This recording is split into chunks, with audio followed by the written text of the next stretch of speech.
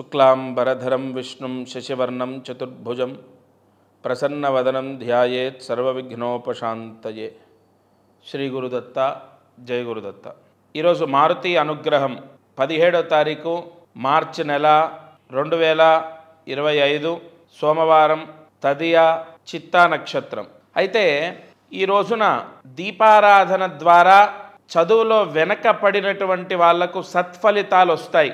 Backlogs అని, కొన్ని subjects complete అవ్వలేదని, అటెండెన్స్లో లోపము, హెల్త్ ప్రాబ్లం ద్వారా చదువు ఆగిపోయిన వాళ్ళు తప్పకుండా ఈరోజు దీపారాధన చేయడం ద్వారా, లేదా పిల్లల గురించి తల్లి తండ్రి దీపారాధన చేసినా సరే వెంటనే వాళ్ళ చదువులో మార్పులు లభించడం, వాళ్ళకు మంచి జరగడం.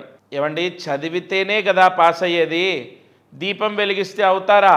చదువుతో పాటు కాలము కలిసి రావాలి. ఎంతమంది చదువుకున్న వాళ్ళు వ్యాపారం చేయట్లే, మరి వారి చదువు ఎక్కడ పోయింది? కాలము వాళ్ళని వ్యాపారం సైడు నడిపిస్తోంది. వాళ్ళ ద్వారా కొంతమంది బతకాలని, కొంతమంది ఎంప్లాయీస్ సృష్టింపబడాలి. ప్రతిదానికి ఖచ్చితంగా భగవంతుడు అనుగ్రహము అన్నది చాలా అవసరం. ఇక్కడ ఈరోజు మనం వెలిగించే దీపం సూర్యాస్తమయంలోపు శనగ నూనెతో దీపం వెలిగించాలి. 3 ఒత్తులు ఒక ఒత్తిగా చేసి శనగ నూనెతో దీపాన్ని ఇవాళ వెలిగించండి. తప్పకుండా మీ పిల్లలు చదువులో యోగాన్ని పొందుతారు. ముఖ్యంగా బ్యాక్లాగ్స్ ఉన్న వాళ్ళు కంప్లీట్ చేసుకుంటారు. వాళ్ళ మనసు మారుతుంది, వాళ్ళు సద్బుద్ధితో నడుచుకుంటారు.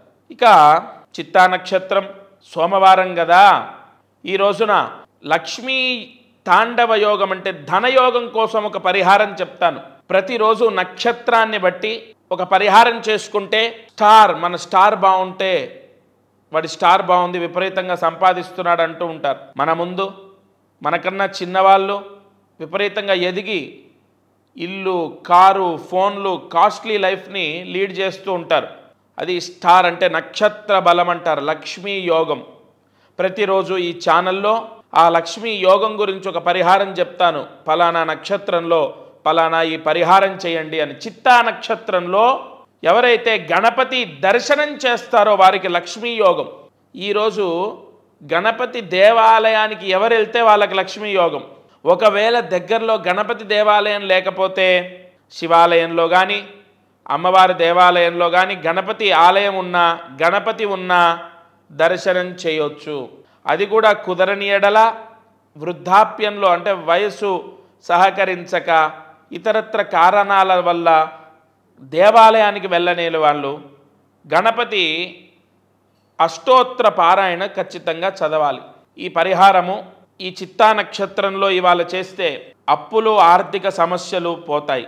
అంటే ఆర్థిక ఇబ్బందులు, అప్పులు తొలగిపోయే మార్గం మీకు ఆ భగవంతుడు లక్ష్మీ గణపతి మీకు ప్రసాదిస్తాడు. ఇక ఈరోజు మంత్రాధీనంతు దైవతం. గ్రహ దోషాన్ని కూడా మంత్రశక్తి తీసేస్తుంది. ఇది సత్యం, గుర్తుపెట్టుకోండి. అంతెందుకు, రాబోయే రోజుల్లో ఉగాది వస్తోంది. ప్రతి ఒక్కరి రాశి గురించి వివరంగా సవివరంగా చెప్తాను. ఈ ఛానల్లో ప్రతి రాశి గురించి చెప్పబోతున్నాను. ఈసారి అదృష్టం ఏంటో తెలుసా? చాలామందికి బాగుంది. ఈసారి 12 రాసుల్లో 9 రాసుల వాళ్ళకి అద్భుతంగా ఉండబోతోంది. ఈరోజు మంత్రాన్ని జాగ్రత్తగా రాసుకోండి.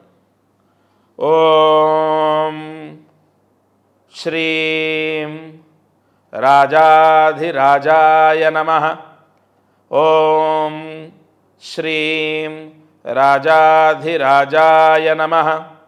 ఓం శ్రీం రాజాధిరాజాయ నమః. ఇది మహాకుబేర మంత్రం. ఈరోజు సోమవారం కదా, ఈరోజు ఉదయం, సాయంత్రం, మధ్యాహ్నం లేదా రాత్రి పడుకునేలోపు ఈ మంత్రాన్ని ఎవరైతే జపిస్తారో 108 సార్లు జపించాలి.